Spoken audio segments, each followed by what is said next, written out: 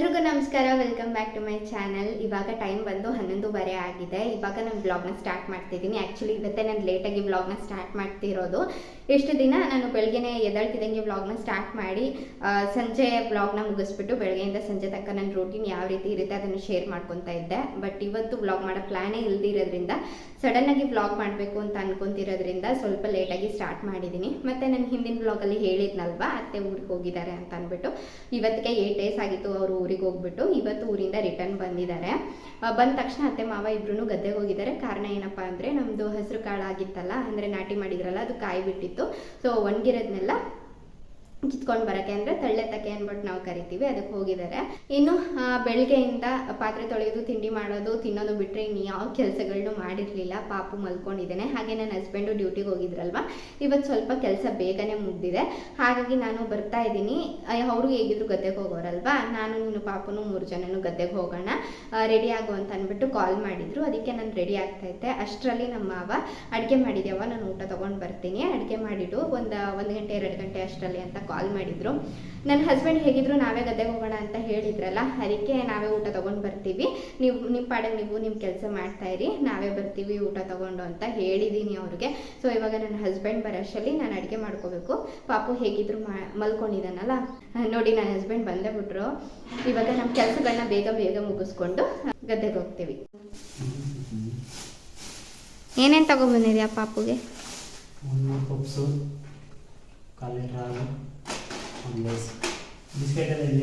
ಗೋಬಿ ತರಲಿಲ್ವಾ?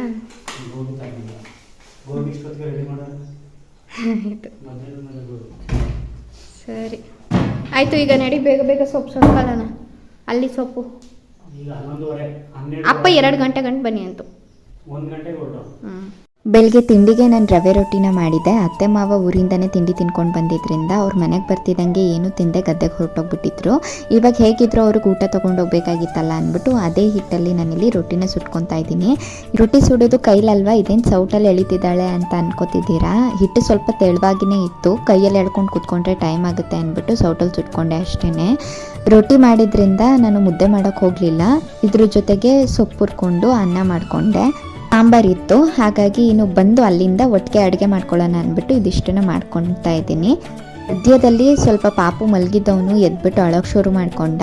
ರೊಟ್ಟಿ ಹೇಗಿದ್ರು ತವ ಮೇಲೆ ಹಾಕ್ಬಿಟ್ಟಿದ್ನಲ್ಲ, ಇದನ್ನ ನೋಡ್ಕೊತಾ ಇರಿ ಅಂತ ಅಂದ್ಬಿಟ್ಟು ಪಾಪುಗೆ ಹಾಲು ಕುಡಿಸಿ ಮಲಗ್ಸೋಕ್ಕೆ ಅಂತ ಬಂದೆ. ನಾನು ರಿಟರ್ನ್ ಹೋಗೋಷ್ಟರಲ್ಲಿ ನೋಡಿ ಯಾವ ರೀತಿ ಮಾಡಿದ್ದಾರೆ ರೊಟ್ಟಿನ ಅಂತ ಅಂದ್ಬಿಟ್ಟು. ನಾವು ಹೆಣ್ಮಕ್ಳು ಏನಪ್ಪ ಅಂದರೆ, ಗಂಡಂದ್ರಿಗೆ ಕೈಲಿ ಏನಾದ್ರು ಕೆಲಸ ಮಾಡಿಸ್ಬೇಕು ಅಂದ್ಬಿಟ್ಟು ಒಂದು ಕೆಲಸನೇ ಹೇಳ್ತೀವಿ. ಬಟ್ ಆಮೇಲೆ ಹೋಗಿ ನೋಡಿದಾಗ ಅವ್ರು ಮಾಡಿರೋ ಕೆಲಸ ನೋಡಿ ಇವ್ರಿಗೆ ಯಾಕಾದರೂ ಹೇಳಿದ್ವೋ, ನಾವೇ ಮಾಡ್ಕೊಂಡಿದ್ದಿದ್ರೆ ಚೆನ್ನಾಗಿರ್ತಿತ್ತು ಅಂತ ಅನ್ನಿಸ್ತು. ಇವಾಗ ನನಗೂ ಅಷ್ಟೇ, ಇವ್ರಿಗೆ ಹೇಳೋ ಬದಲು ನಾನು ಲೋ ಫ್ಲೇಮಲ್ಲಿ ಇಟ್ಬಿಟ್ಟು ಹೋಗಿದ್ರೆ ಆಗ್ತಿತ್ತು, ಅಥವಾ ಸ್ಟವ್ ಆಫ್ ಮಾಡಿಬಿಟ್ಟು ಹೋಗಿದ್ರೆ ಆಗ್ತಿತ್ತು ಅಂತ ಅನ್ನಿಸ್ತು. ಪರವಾಗಿಲ್ಲ, ಒಂದೇ ಒಂದು ರೊಟ್ಟಿ ತಾನೇ, ಅಟ್ಲೀಸ್ಟ್ ಅವ್ರಿಗೆ ಹೆಲ್ಪ್ ಮಾಡೋ ಮನಸ್ಸಾದರೂ ಇತ್ತಲ್ಲ ಅಂತ ಅಂದ್ಬಿಟ್ಟು ಸುಮ್ಮನಾದೆ. ಈ ಕಡೆ ನಾನು ಟೀಗೆ ಇಡ್ತಾ ಇದ್ದೀನಿ. ಟೀ ಪುಡಿ ಹಾಕಿಬಿಟ್ಟು ಇದಕ್ಕೆ ನೀರು ಹಾಕಿಬಿಟ್ಟು ಮಳ್ಳಕ್ಕೆ ಇಟ್ಕೊಂಡೆ. ಬೆಲ್ಲ ಪುಡಿ ಇದ್ದಿದ್ದರಿಂದ ಅದೇನು ಕರಗೋ ಅವಶ್ಯಕತೆ ಇರಲಿಲ್ಲ, ಹಾಗಾಗಿ ಲಾಸ್ಟಲ್ಲಿ ಹಾಕ್ಕೊಳ್ಳೋಣ, ಫಸ್ಟ್ ಟೀ ಪುಡಿ ಚೆನ್ನಾಗಿ ಬೇಯಲಿ ಅಂತ ಅಂದ್ಬಿಟ್ಟು ಸ್ವಲ್ಪ ನೀರು ಹಾಕ್ಬಿಟ್ಟು ಇಟ್ಟೆ. ಕೆಲವರು ಹಾಲ್ಗೆ ಡೈರೆಕ್ಟಾಗಿ ಟೀ ಪುಡಿ ಸಕ್ಕರೆ ಹಾಕ್ಕೊಂಡು ಕಾಯಿಸ್ಕೋತಾರೆ, ಆದರೆ ನಾವು ಈ ರೀತಿಯೇ ಕಾಯಿಸೋದು. ಇದು ಸ್ವಲ್ಪ ತೆಳುವಾಗಿ ಬರುತ್ತೆ. ಹಾಲಲ್ಲೇ ಡೈರೆಕ್ಟಾಗಿ ಕಾಯಿಸಿದ್ರೆ ಅದು ಸ್ವಲ್ಪ ಗಟ್ಟಿ ಇರುತ್ತೆ, ಮತ್ತು ಟೀ ಪುಡಿನೂ ಅಷ್ಟು ಕಲರ್ ಬರಲ್ಲ ಅಂತ ನನಗೆ ಪರ್ಸ್ನಲಿ ಅನಿಸುತ್ತೆ. ನಮ್ಮನೆ ಇಲ್ಲಿ ನಾವು ಹೀಗೇ ಮಾಡೋದು. ಇನ್ನು ಟೀ ಪುಡಿ ಬೇಯೋಷ್ಟರಲ್ಲಿ ಸೊಪ್ಪು ಹುರ್ಕೊಳ್ಳೋಣ ಅಂದ್ಬಿಟ್ಟು ಇಲ್ಲಿ ಪಾತ್ರೆ ಇಟ್ಟಿದ್ದೀನಿ. ಒಂದು ಪಾತ್ರೆಗೆ ಎಣ್ಣೆ, ಸಾಸಿವೆ, ಬೆಳ್ಳುಳ್ಳಿ, ಹಸಿಮೆಣಸಿಕಾಯಿ, ಈರುಳ್ಳಿ ಹಾಕಿಬಿಟ್ಟು ಚೆನ್ನಾಗಿ ಫ್ರೈ ಮಾಡ್ಕೊತಾ ಇದ್ದೀನಿ. ಈರುಳ್ಳಿ ಸ್ವಲ್ಪ ಗೋಲ್ಡನ್ ಕಲರ್ ಬಂದಾಗ ಇದಕ್ಕೆ ಟೊಮೊಟೊ, ಉಪ್ಪು ಹಾಕಿಬಿಟ್ಟು ಟೊಮೊಟೊ ಸ್ಮ್ಯಾಶ್ ಆಗೋ ಥರ ಬೇಯ ತನಕ ಬಿಡ್ತಾ ಇದ್ದೀನಿ. ಇದಕ್ಕೆ ಖಾರದ ಪುಡಿ ಹಾಕಿಬಿಟ್ಟು ಸ್ವಲ್ಪ ನೀರು ಹಾಕ್ಕೊಂಡು ಸೊಪ್ಪು ಹಾಕ್ಬಿಟ್ಟು ಹುರಿದ್ರೆ ಅದು ನೆಂಚ್ಕೊಂಡು ತಿನ್ಬೋದು. ಆದರೆ ಇಲ್ಲಿ ಸಾಂಬಾರು ಸ್ವಲ್ಪ ಕಡಿಮೆ ಇತ್ತು, ಅದಕ್ಕೆ ಇದನ್ನು ನಾನು ಉಪ್ಸಾರು ಥರನೇ ಮಾಡ್ಕೊತಿದ್ದೀನಿ. ಅಂದರೆ ನೀರು ಸ್ವಲ್ಪ ಜಾಸ್ತಿ ಹಾಕ್ಬಿಟ್ಟು ಖಾರದ ಪುಡಿ ಹಾಕ್ತೀರಾ, ಬರೀ ಉಪ್ಸಾರು ಟೈಪಲ್ಲಿ ಹಾಗೆ ಬಿಡ್ತಾ ಇದ್ದೀನಿ. ಟೊಮೊಟೊ ಬೆಂದ ಮೇಲೆ ಇದಕ್ಕೆ ನೀರು ಹಾಕಿಬಿಟ್ಟು ನಾನೇನು ಸೊಪ್ಪು ಕಟ್ ಮಾಡಿ ಇಟ್ಕೊಂಡಿದ್ದೆ ಇದನ್ನು ಹಾಕಿ ಸೊಪ್ಪು ಬೆಂದಮೇಲೆ ಸ್ಟವ್ ಆಫ್ ಮಾಡಿಕೊಂಡ್ರೆ ರೆಡಿ ಆಯಿತು.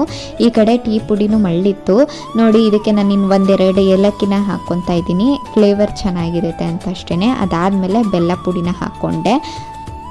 ಇವಾಗ ಲಾಸ್ಟಲ್ಲಿ ನಾನು ಇದಕ್ಕೆ ಹಾಲನ್ನ ಹಾಕ್ಕೊತಾ ಇದ್ದೀನಿ. ಕೆಲವೊಂದು ಸಲ ಏನಾಗ್ಬಿಡುತ್ತೆ, ಬೆಲ್ಲ ಏನಾದರೂ ಚೆನ್ನಾಗಿಲ್ಲ ಅಂತಂದರೆ ಅಥವಾ ಕೆಲವೊಂದು ಬೆಲ್ಲಗಳಿಗೆ ಹಾಲು ಒಡ್ಕೊಂಡ್ಬಿಡುತ್ತೆ. ಆವಾಗ ನಾವೇನು ಮಾಡಬೇಕು, ಸ್ಟವ್ನ ಆಫ್ ಮಾಡಿಬಿಟ್ಟು ಪಾತ್ರೆನ ಕೆಳಗಿಟ್ಕೊಂಡು ಹಾಲು ಹಾಕಿದ್ರೆ, ಒಂದು 2 ನಿಮಿಷ ಬಿಟ್ಟು ಹಾಲು ಹಾಕಿದ್ರೆ ಒಡ್ಕೊಳ್ಳಲ್ಲ. ನಾವು ಬಿಸಿ ಇರುವಾಗಲೇ ಇನ್ನೂ ಟೀ ಪುಡಿ ಏನಿತ್ತು ಅದು ಮಳ್ತಾ ಇರುವಾಗಲೇ ಹಾಲು ಹಾಕ್ಬಿಟ್ರೆ ಒಡ್ಕೊಬಿಡುತ್ತೆ. ನೋಡ್ಕೊಳ್ಳಿ, ನಿಮ್ಗೆ 1-2 ಸಲ ಬೆಲ್ಲಲ್ಲಿ ಕಾಯಿಸಿದ್ರೆ ಗೊತ್ತಾಗುತ್ತಲ್ವಾ ಒಡ್ಕೊಳ್ಳಲ್ಲ ಅಂತ ಅಂದ್ಬಿಟ್ಟು. ಒಡ್ಕೊಳ್ಳೋ ಬೆಲ್ಲಗಳಾದರೆ ಪಾತ್ರೆನ ಕೆಳಗಿಳಿಸ್ಬಿಟ್ಟು 1-2 ನಿಮಿಷ ಬಿಟ್ಟು ಆಮೇಲೆ ಹಾಕಿ ಇಮಿಡಿಯೇಟಾಗಿ ಬಿಸಿ ಇರುವಾಗಲೇ, ಅದು ಮಳ್ತಿರುವಾಗಲೇ ಹಾಲು ಹಾಕ್ಬಿಟ್ಟು ಹೊಡ್ಕೊಬಿಡುತ್ತೆ. ಇವಾಗ ಟೀನು ರೆಡಿ ಆಯಿತು. ಪಾಪು ಎದ್ದ, ಅವನಿಗೆ ಸ್ವಲ್ಪ ಮೈ ತೊಳ್ಕೊಳ್ಳೋಣ ಅಂದ್ಬಿಟ್ಟು ಸ್ಟವೆಲ್ಲ ಬಿಸಿನೀರು ಇಟ್ಟಿದ್ದೆ, ಅದು ಕಾದಿತ್ತು. ಅವ್ನು ಎದಳೋಕ್ಕೂ ಅದು ಕಾಯೋಕ್ಕೂ ಸರಿ ಹೋಯಿತು. ಅವ್ನು ಎದಳ್ತಿದ್ದಂಗೆ ಅವನು ಕರ್ಕೊಂಡೋಗ್ಬಿಟ್ಟು ಮೈ ತೊಳೆದೆ.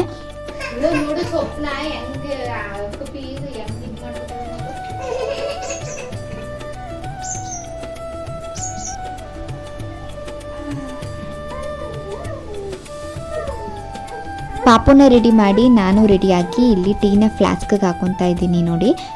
ಇವಾಗ ಊಟನೆಲ್ಲ ಬ್ಯಾಗಿಗೆ ಪ್ಯಾಕ್ ಮಾಡಿಕೊಂಡು ಹೊರಡೋದು ಅಷ್ಟೇ. ಊಟ ಎಲ್ಲನೂ ಪ್ಯಾಕ್ ಮಾಡ್ಕೊಂಡಿದ್ದೀವಿ ನೋಡಿ. ಇದು ಬಾಳೆಹಣ್ಣು ಹಾಗೆ ಪಪ್ಸ್ ಇದೆ ಟೀ ಜೊತೆಗೆ ನೆಂಚ್ಕೊಳ್ಳೋಕ್ಕೆ. ಇದು ಸ್ವಲ್ಪ ಸ್ನ್ಯಾಕ್ಸು ಪಾಪಗೂ. ಇನ್ನು 3 ತಟ್ಟೆ ತೊಗೊಂಡಿದ್ದೀನಿ. ಹಾಗೆ ಟೀ ಫ್ಲಾಸ್ಕು 2 ವಾಟರ್ ಬಾಟಲ್ ತೊಗೊಂಡಿದ್ದೀನಿ. ಜೊತೆಗೆ ಇದು ಸಾಂಬಾರು, ಇದು ಸೊಪ್ಪು ಹುರಿದಿದ್ನಲ್ಲ ಅದು, ಮತ್ತು ಇದು ಅನ್ನ, ಹಾಗೆ ರೊಟ್ಟಿ, ಹಾಗೆ ಪಾಪುಗೆ ಬಿಸ್ಕೆಟ್. ಅಂಡೋದ್ರೆ ಎಲ್ಲಿಗೋಗೋದು ಚಿಟಿ ಪಾಪು? ಎಲ್ಲಿಗೋಗೋಣ? ಹಾಂ, ಮನೆ ಒಳಗೆ ಸ್ಲಿಪ್ಪರ್ ಹಾಕೊಳ್ಳೋದು ಅಲ್ವಾ?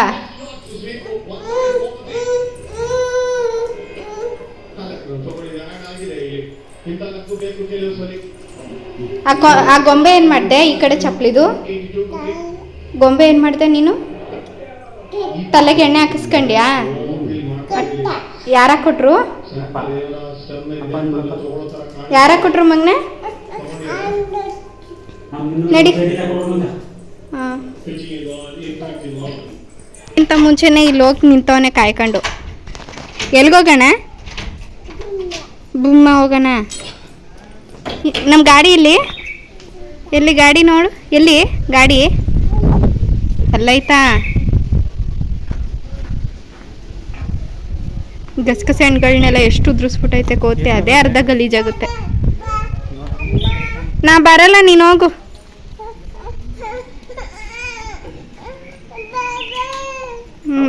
ಬಂದು ಆನೆ ಮಾಡ್ರನಿಲ್ಲ. ಬರ್ತೀನಿ.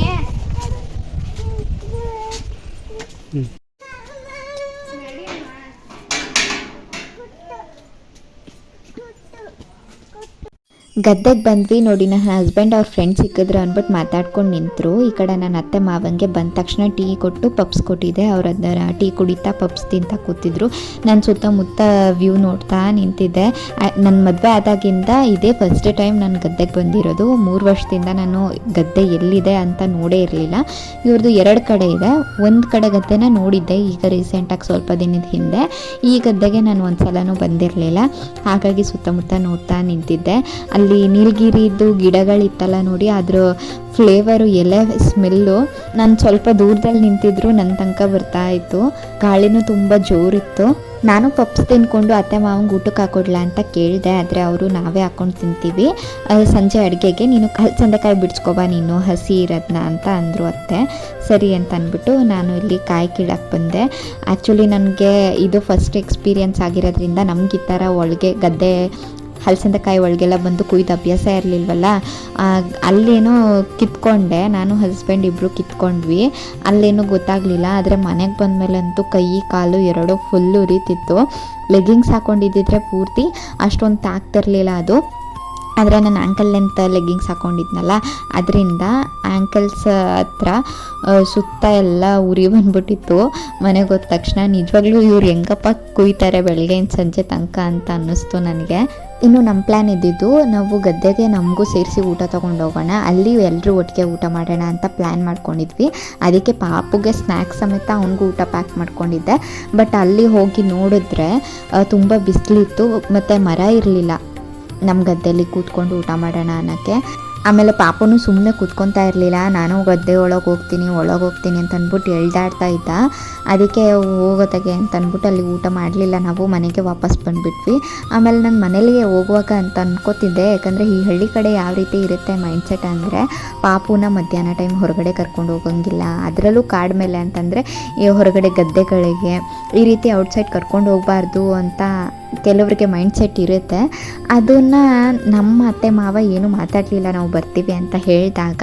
ಇದನ್ನು ಹೇಳ್ತಾರೇನೋ ಅಂತ ಅಂದ್ಕೊಂಡೆ ನಾನು ಮನೆಯಿಂದ ಹೋದೆ. ಅಲ್ಲಿ ಹಾಗೂ ಕೊನೆಗೊಬ್ಬರು ಅಮ್ಮ ಕೇಳಿದ್ರು, ಯಾರೋ ನಮ್ಮ ಅತ್ತೆ ಮಾವ ಅಲ್ಲ, ಯಾರೋ ಪಕ್ಕದ ಗದ್ದೆಯವರು ಮನೆಗೆ ಹೋಗ್ತಾ ಇದ್ದೀನಿ, ನಾವು ಇಷ್ಟೊತ್ತಲ್ಲಿ ಮಗು ಕರ್ಕೊಂಡು ಹೊರಗಡೆ ಬಂದಿದ್ದೀರಾ, ಬೇಗ ಮನೆಗೆ ಹೋಗಿ ಅಂತ ಅಂದರು. ನಾನಾಗಲಿ ನನ್ನ ಹಸ್ಬೆಂಡ್ ಆಗಲಿ ನಾವು ಇದನ್ನೆಲ್ಲ ಪರ್ಸ್ನಲಿ ನಾವು ನಂಬೋದೇ ಇಲ್ಲ. ಬಟ್ ನಮಗಿಂತ ದೊಡ್ಡವರು ನಮಗೇನಾದರೂ ಹೇಳ್ತಿದ್ದಾರೆ ಅಂದರೆ ನಮಗೆ ಒಳ್ಳೆಯದಾಗಲಿ ಅನ್ನೋ ಇಂಟೆನ್ಷನಿಂದನೇ ಹೇಳಿರ್ತಾರೆ. ಅದು ನಮಗೆ ನಂಬಿಕೆ ಇದೆಯೋ ಇಲ್ವೋ ಗೊತ್ತಿಲ್ಲ, ಒಟ್ಟಿನಲ್ಲಿ ನಾವು ಅವ್ರ ಮಾತಿಗೆ ಒಂದು ರೆಸ್ಪೆಕ್ಟ್ ಅಂದರೆ ಬೆಲೆ ಕೊಡಬೇಕಾಗುತ್ತೆ. ಅಷ್ಟಕ್ಕೆ ಅವ್ರ ಮಾತನ್ನ ಕೇಳಿಬಿಟ್ಟು ಮಾವನು ಹೋಗಿ ಅಂತ ಅನ್ನೋಕ್ಕೆ ಶುರು ಮಾಡಿದ್ರು. ಸರಿ ಅಂತ ಅಂದ್ಬಿಟ್ಟು ನಾವು ಅಲ್ಲಿ ಊಟ ಮಾಡಲಿಲ್ಲ, ಅವ್ರಿಗೆ ಊಟ ಕೊಟ್ಬಿಟ್ಟು ನಾವು ರಾತ್ರಿ ಅಡುಗೆಗೆ ಹಸಿಕಾಯಿನ ಕುಯ್ಕೊಂಡು ವಾಪಸ್ ಮನೆಗೆ ಬಂದುಬಿಟ್ವಿ. ಗದ್ದೆಯಿಂದ ಬರೋಷ್ಟರಲ್ಲಿ ನಂಗೆ ತುಂಬ ಹಸಿವಾಗಿತ್ತು, ಅದಕ್ಕೆ ಬರ್ತಿದ್ದಂಗೆ ಊಟ ಮಾಡಿಕೊಂಡೆ. ಇವಾಗ ಹೇಗಿದ್ರು ಸಂಜೆ ಆಯಿತು, ರಾತ್ರಿ ಅಡುಗೆಗೆ ಹಲಸಂದೆಕಾಯಿ ಇಟ್ಕೊಳ್ಳೋಣ ಅಂದ್ಬಿಟ್ಟು ಬಿಡ್ಸ್ಕೊತಾ ಇದ್ದೀನಿ ನೋಡಿ. ಗದ್ದೆಯಿಂದ ತಂದಿದ್ವಲ್ಲ ಅದೇ ನಾನು ಹಿಂದಿನ ಬ್ಲಾಗಲ್ಲಿ ನಿಮ್ಮ ಜೊತೆ ಶೇರ್ ಮಾಡ್ಕೊಂಡಿದ್ದೆ. ನಾವೇ ಬೆಳೆಯೋದ್ರಿಂದ ಈ ಸೀಸನ್ ತೀರೋ ತನಕನೂ ನಾವು ಜಾಸ್ತಿ ಇದನ್ನೇ ಮಾಡ್ಕೊಂಡು ತಿಂತೀವಿ ಅಂತ ಅಂದ್ಬಿಟ್ಟು ನಾನು ಹಿಂದಿನ ಬ್ಲಾಗಲ್ಲಿ ಉಪ್ಸಾರು ಮಾಡಿದ್ದೆ ಅಂತ ಹೇಳಿದೆ ಅಲ್ವಾ. ಇವತ್ತು ಖಾರದ ಸಾಂಬಾರು ಮಾಡ್ತಾಯಿದ್ದೆ, ಆ ರೆಸಿಪಿ ಕೂಡ ನಿಮ್ಮ ಜೊತೆ ಶೇರ್ ಮಾಡ್ಕೊತಾ ಇದ್ದೀನಿ. ಕಾಳು ನೋಡ್ತಾ ಇರ್ಬೋದು ನೀವು, ಎಷ್ಟು ಚೆನ್ನಾಗಿತ್ತು ಅಂದರೆ ಹುಳ ಅಂತೂ ಒಂಚೂರು ಇರಲಿಲ್ಲ, ಎಲ್ಲೋ 100ಕ್ಕೆ 1 ಅನ್ನೋ ಥರ ಇದ್ವು ಅಷ್ಟೇ.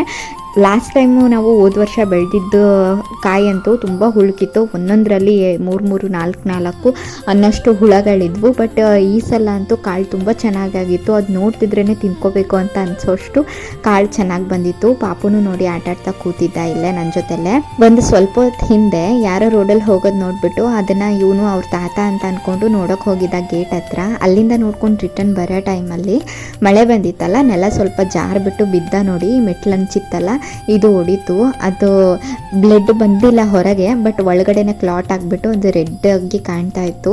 ಈ ಮಕ್ಕಳು ಎದುರುಗೇನೆ ನಿಂತಿದ್ರು, ಜೊತೆಲ್ಲೇ ಇದ್ರು, ಏನಾದರೂ ಒಂದು ಮಾಡ್ಕೊತಾ ಇರ್ತವೆ, ಅದನ್ನು ಅವಾಯ್ಡ್ ಮಾಡೋಕ್ಕಂತೂ ಆಗೋದೇ ಇಲ್ಲ. ಒಂದು ಸೆಕೆಂಡ್ ನಾವು ಗಮನನ ಅವ್ರ ಕಡೆನೇ ಇಟ್ಟು ಅವ್ರನ್ನೇ ನೋಡ್ತಾ ಇದ್ರು ಅಷ್ಟೇ, ಅವ್ರ ಪಕ್ಕನೇ ಇದ್ರು ಅಷ್ಟೇ, ಒಂದು ಸೆಕೆಂಡಲ್ಲಿ ಯಾಮಾರಿಸ್ಬಿಟ್ಟು ಬಿದ್ದುಬಿಟ್ಟು ಏನಾದರೂ ಒಂದು ಮಾಡ್ಕೊತವೆ. ಹಂಗೆ ಇವತ್ತು ಅವ್ನು ಮಾಡ್ಕೊಂಡ, ಹೊಟ್ಟೆ ಉರಿತಿತ್ತು, ತುಂಬ ನೋವಾಗಿತ್ತು, ಒದ್ದಾಡ್ಕೊಂಡು ಹೊತ್ಬಿಟ್ಟ ಪಾಪ. ಅದು ನೋಡ್ತಿದ್ರೆ ಕರಳು ಕಿತ್ತಂಗೆ ಆಗೋದು, ಅಷ್ಟು ಸಂಕಟ ಆಗುತ್ತೆ. ಆದರೆ ಈಗ ನಾವೆಷ್ಟೇ ಅದನ್ನು ಅವಾಯ್ಡ್ ಮಾಡಬೇಕು ಅಂದರೂ ಕೆಲವೊಂದು ಟೈಮಲ್ಲಿ ಆಗೋದಿಲ್ಲ.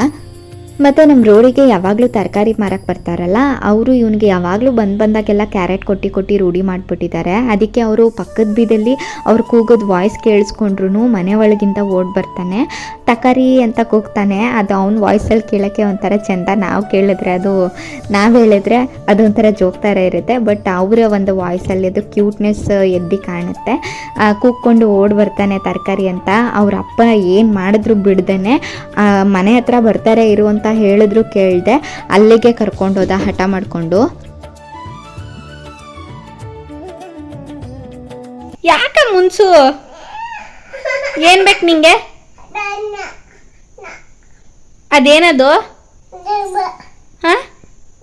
ಆ ಕಡೆ ಬಿತ್ಕೊಬಿಟ್ಟಿಯ ದುಬ್ಬ ಅಂತ? ಅಯ್ಯೋ, ಏನ್ ಬೇಕವ? ಅದು ಬೇಕ ವಾಕರು? ಏನಕ್ಕೆ ಅದು? ಇದಕ್ಕಿದಂಗೆ ಅಟ್ಲ ಮೇಲೆ ನೋಡಿದಾಗ ಅವ್ನು ವಾಕರ್ ಕಾಣಿಸ್ತು ಅವನಿಗೆ. ಅದು ಅವನು ಕಾಣ್ತಲ್ಲ, ಕಂಡ ತಕ್ಷಣ ಅದನ್ನ ಕೆಳಕ್ಕೆ ಇಳಿಸು ಅಂತ ಅಂದ್ಬಿಟ್ಟು ಹಠ ಶುರು ಮಾಡ್ಕೊಂಡ. ಎಷ್ಟು ಹೇಳಿದ್ರು ಕೇಳ್ದೆ, ಅದನ್ನ ಅವ್ರ ಅಪ್ಪ ಬಂದು ಇಳಿಸ್ಕೊಡೋ ತನಕ ಬಿಡ್ಲೇ ಇಲ್ಲ. ಬಂದು ಇಳಿಸ್ಕೊಂಡ ತಕ್ಷಣ ತಾನೇ ಹತ್ಕೊಂಡು ಆಟ ಆಡೋಕೆ ಶುರು ಮಾಡ್ದ. ಅವ್ನು ಆಟ ಆಡ್ತಿರೋದನ್ನ ನೋಡಿ ನನಗೆ ಅವ್ನ ಚೈಲ್ಡ್ಹುಡ್ಡೇ ನೆನಪಾಗ್ತಿತ್ತು. ಅವ್ನು ನಡೆಯೋಕೆ ಕಲಿಯೋಕ್ಕಿಂತ ಮುಂಚೆ ಅದ್ರೊಳಗೆ ಕೂರಿಸಿದಾಗ ತಂದು ಹೊಸದರಲ್ಲಿ ಕೂತ್ಕೊತಾ ಇದ್ದ. ಬಟ್ ಆಮೇಲೆ ಅವ್ನು ನಡೆಯೋದು ಕಲಿತಾ ಇದ್ದಾನೆ ಅನ್ನೋ ಟೈಮಲ್ಲಿ ಅದ್ರೊಳಗೆ ಕೂತ್ಕೊಂಡು ನಡೆಯೋಕ್ಕೆ ಅವ್ನು ಇಷ್ಟಪಡಲಿಲ್ಲ. ಬಟ್ ಇವಾಗ ಆ ಒಂದು ಏಜ್ ಮುಗ್ದೋಗಿದೆ, ಅದ್ರೊಳಗಡೆ ಕೂತ್ಕೊಂಡು ನಡೆಯೋ ಸ್ಟೇಜಿಂದ ಅವನು ನೆಕ್ಸ್ಟ್ ಸ್ಟೇಜ್ಗೆ ಅವನೇ ಸ್ವಂತವಾಗಿ ನಡೆಯೋದು ಕಲ್ತಿದ್ದಾನೆ. ಬಟ್ ಹಂಗೂ ಅವನಿಗೆ ಆ ಒಂದು ವಾಕರ್ ಮೇಲೆ ಇವಾಗ ಆಸೆ ಹುಟ್ಟಿದೆ. ಮಗು ಇದ್ದಾಗ ಅದ್ರಲ್ಲಿ ಕೂತ್ಕೊಂಡು ಆಟ ಆಡ್ತಾ ಇದ್ದಿದ್ದು ನೆನಪಾಯಿತು. ಒಂದಷ್ಟು ನಾನು ಮೆಮೊರೀಸ್ ಅಂತ ಅಂದ್ಬಿಟ್ಟು ವಿಡಿಯೋ ಮಾಡಿ ಇಟ್ಕೊಂಡಿದ್ದೆ, ಅದನ್ನು ನಿಮ್ಮ ಜೊತೆ ಇವಾಗ ಶೇರ್ ಮಾಡ್ತೀನಿ, ಒಂದ್ಸಲ ನೋಡ್ಕೊಂಡು ಬನ್ನಿ.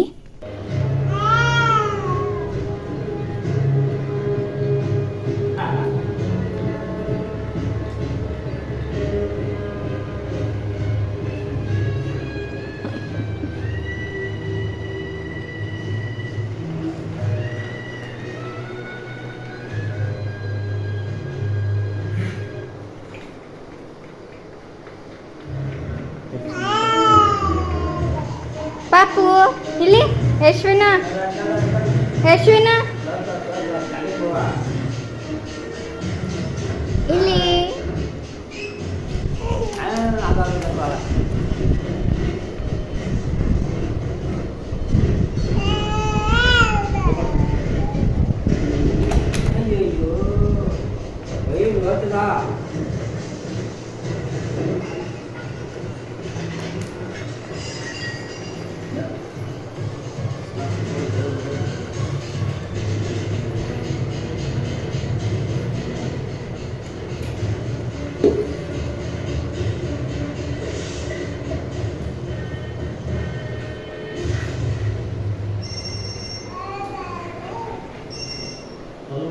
ಸರ್ ಏನು ಸಿಗ್ತದೆ ಸರ್ ಅವಸರ ಮಾಡಬೇಡ ಮಾರ ಆರಾಮ ಉಂಟು ಸಿಗತ್ತೆ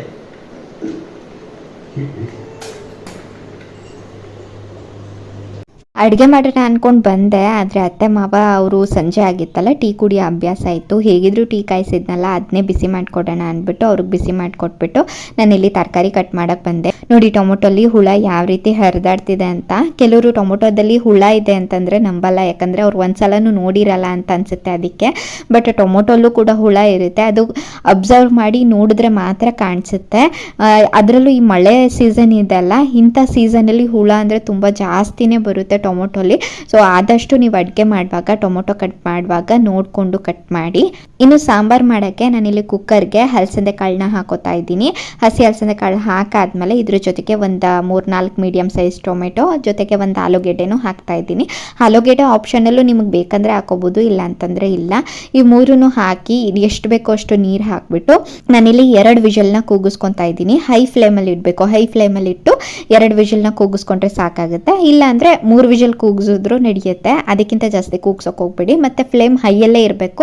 ಲೋಲ್ ಇಟ್ಬಿಟ್ರೆ ಜಾಸ್ತಿ ಬೆಂದೋಗ್ಬಿಡುತ್ತೆ. ಕುಕ್ಕರ್ ಏರೆಲ್ಲ ಹೋಗಿದೆ ನೋಡಿ. ಇದಕ್ಕೆ ನಾನು ಇಲ್ಲಿ ಉಪ್ಪನ್ನ ಹಾಕೊತಾ ಇದ್ದೀನಿ. ಪಾಪುಗೆ ಸ್ವಲ್ಪ ಉಪ್ಪು ಸಾರು ತೆಕ್ಕೊಳ್ಳೋಣ ಅಂತ ಅಂದ್ಬಿಟ್ಟು ಅಷ್ಟೇ, ಇಲ್ಲಾಂದರೆ ಉಪ್ಪನ್ನ ಆಮೇಲೆ ಕೂಡ ಹಾಕೋಬೋದು. ಇಲ್ಲಿ ಉಪ್ಪು ಹಾಕ್ಬಿಟ್ಟು ನಾನು ಸ್ವಲ್ಪ ಪಾಪುಗೆ ಉಪ್ಸಾರು ತೆಗೆದಿಟ್ಕೊಂಡು ಸಾಂಬಾರು ಖಾರದ ಪುಡಿ ಹಾಕ್ತಾಯಿದ್ದೀನಿ. ಬೇಳೆ ಸಾಂಬಾರು ಪುಡಿ ಇದು. ಎಷ್ಟು ಬೇಕೋ ಅಷ್ಟು ಖಾರಕ್ಕೆ ತಕ್ಕಂತೆ ಖಾರದ ಪುಡಿನ ಹಾಕಾದ್ಮೇಲೆ ಒಂದು ಸಣ್ಣದ ನಿಂಬೆಹಣ್ಣು ಗಾತ್ರ ಅಥವಾ ಗೋಲಿ ಗಾತ್ರದ ಹುಣಸೆಹಣ್ಣ ನೆನೆಸಿಟ್ಟಿದ್ದೆ, ಅದನ್ನು ಹಾಕ್ಕೊತಾ ಇದ್ದೀನಿ. ಮತ್ತು ಬದನೆಕಾಯಿನ ಯಾವಾಗಲೂ ಕಟ್ ಮಾಡ್ತಿದ್ದಂಗೆ ನೀರು ಒಳಗೆ ಹಾಕಿಟ್ಬಿಡಿ. ಇದು ಸ್ವಲ್ಪ ಹೊತ್ತು ಹಾಕ್ತಿದ್ದಂಗೆ ಅದರಲ್ಲಿ ಕಪ್ ಕಲರ್ ಬಿಡುತ್ತೆ, ಒಂಥರ ನೀರು ನೋಡಿದ್ರೆ ಗೊತ್ತಾಗುತ್ತೆ ನಿಮಗೆ. ನಾವು ಅದೇನಾದ್ರು ನೀರಿಗೆ ಹಾಕ್ತೆ ಡೈರೆಕ್ಟಾಗಿ ಸಾಂಬಾರ್ಗೆ ಹಾಕ್ಬಿಟ್ರೆ ಸಾಂಬಾರು ಸ್ವಲ್ಪ ಕಲರ್ ಚೇಂಜ್ ಆದಂಗೆ ಆಗುತ್ತೆ. ಸೊ ಅದನ್ನು ಅವಾಯ್ಡ್ ಮಾಡೋಕ್ಕಂತ ಅಂದ್ಬಿಟ್ಟು ಕಟ್ ಮಾಡ್ತಿದ್ದಂಗೆ ನೀರು ಒಳಗೆ ಹಾಕಿಟ್ರೆ ಅದು ಕಪ್ಪಂಶ ಏನಿರುತ್ತೆ ಅದನ್ನೆಲ್ಲ ನೀರಲ್ಲಿ ಹೊರಟೋಗ್ಬಿಡುತ್ತೆ. ಬದನೆಕಾಯಿನೂ ಹಾಕಾಯಿತು, ಹುಣಸೆ ಹುಳಿ ಖಾರದ ಪುಡಿ ಎಲ್ಲನೂ ಹಾಕಾಯಿತು, ಉಪ್ಪು ಮೊದಲೇ ಹಾಕ್ಕೊಂಡಿದ್ದೆ. ಇವಾಗ ಸಾಂಬಾರು ಚೆನ್ನಾಗಿ ಒಂದು 10-15 ನಿಮಿಷ ಮಳ್ಳಬೇಕು. ಮಳ್ಳಾದ್ಮೇಲೆ ಆ್ಯಸ್ ಯೂಶ್ವಲ್ ಒಗ್ಗರಣೆ ನಾನು ಯಾವಾಗಲೂ ಹೇಳ್ತೀನಲ್ವ, ಎಣ್ಣೆ, ಸಾಸಿವೆ, ಬೆಳ್ಳುಳ್ಳಿ, ಕರಿಬೇವಿನ ಸೊಪ್ಪು, ಈರುಳ್ಳಿ ಇದಿಷ್ಟನ್ನು ಒಗ್ಗರಣೆ ಕೊಟ್ಬಿಟ್ಟು ಸಾಂಬಾರಿಗೆ ಹಾಕ್ಕೊಂಡ್ರೆ ಮುಗೀತು, ಸಾಂಬಾರು ರೆಡಿ ಆಯಿತು. ಇಷ್ಟೇ. ಸಾಂಬಾರು ಮಾಡೋದು ಸಿಂಪಲ್ ಆಗಿದ್ರು ಟೇಸ್ಟ್ ಮಾತ್ರ ಸಖತ್ತಾಗಿರುತ್ತೆ. ಒಂದ್ಸಲ ಟ್ರೈ ಮಾಡಿ ನೋಡಿ. ಅದರಲ್ಲೂ ನಾವೇ ಬೆಳೆದಿರೋ ಕಾಳಲ್ಲಿ ಮಾಡೋದಿದೆಯಲ್ಲ ಅಡುಗೆ, ಅದು ಮಾತ್ರ ಒಂಥರ ಸಖತ್ ಅಂತಲೇ ಹೇಳ್ಬೋದು. ಕಾಳು ಒಂದೇ ಅಲ್ಲ, ಈ ಸಣ್ಣ ಪುಟ್ಟ ತರಕಾರಿಗಳಾದರೂ ಅಷ್ಟೇ. ನಾವು ಹಿತ್ತಲಲ್ಲಿ ಒಂದು ಟೊಮೊಟೊ ಗಿಡ ಅಥವಾ ಹಸಿಮೆಣಸಿನಕಾಯಿ ಗಿಡ ಹಾಕೊಂಡ್ರು ಅಷ್ಟೇ, ಅದನ್ನು ಕಿತ್ತು ತಂದು ನಾವು ಅಡುಗೆ ಮಾಡೋದಿದೆಯಲ್ಲ ಅದ್ರ ಮಜಾನೇ ಬೇರೆ. ಇದಕ್ಕೆ ಬೇಕಂದರೆ ನೀವು ಸ್ವಲ್ಪ ತೆಂಗಿನಕಾಯಿನೂ ರುಬ್ಬಿಟ್ಟು ಹಾಕೋಬೋದು. ನಮ್ಮ ಮನೇಲಿ ತೆಂಗಿನಕಾಯಿನ ಅಷ್ಟು ಯಾರೂ ಇಷ್ಟಪಡಲ್ಲ, ಅದಕ್ಕೆ ನಾನು ಇದನ್ನು ಪ್ಲೇನಾಗೇ ಬಿಡ್ತೀನಿ. ಈ ಥರನೇ ನಮ್ಮನೇಲಿ ಇಷ್ಟಪಡ್ತಾರೆ. ಅಡುಗೆ ಎಲ್ಲನೂ ಮಾಡಿಟ್ಬಿಟ್ಟು ಬಂದು ಸ್ವಲ್ಪ ಬ್ಲೌಸ್ ಕಟಿಂಗ್ ಮಾಡೋಣ ಅಂತ ಬಂದೆ, ಆದರೆ ನನ್ನ ಮಗ ಬಿಡಬೇಕಲ್ಲ, ಅವ್ನು ಬಿಡಲಿಲ್ಲ. ಅದನ್ನು ಅಲ್ಲಿಗೆ ನಿಲ್ಲಿಸಿ ಹೋಗಿ ಅವನ ಜೊತೆ ಟೈಮ್ ಸ್ಪೆಂಡ್ ಮಾಡಿದೆ. ಇಷ್ಟೇ ಇವತ್ತಿನ ವ್ಲಾಗ್ ಇಷ್ಟ ಆಗಿದೆ ಅಂತ ಅನ್ಕೋತೀನಿ. ಇಷ್ಟ ಆಗಿದ್ರೆ ಪ್ಲೀಸ್ ಒಂದು ಲೈಕ್ ಮಾಡೋ ಮುಖಾಂತರ ಅದನ್ನು ನನಗೆ ತಿಳಿಸಿ, ಮತ್ತು ಕಮೆಂಟ್ ಮಾಡಿ, ಶೇರ್ ಮಾಡಿ. ನನ್ನ ವ್ಲಾಗ್ಸ್ ಇಷ್ಟ ಆಗ್ತಿದ್ರೆ ನಿಮಗೆ ದಯವಿಟ್ಟು ನನ್ನ ಚಾನಲ್ಗೆ ಸಬ್ಸ್ಕ್ರೈಬ್ ಮಾಡಿಕೊಂಡು ಸಪೋರ್ಟ್ ಮಾಡಿ. ಮತ್ತೆ ಸಿಗ್ತೀನಿ ಮುಂದಿನ ವ್ಲಾಗಲ್ಲಿ. Thanks for watching.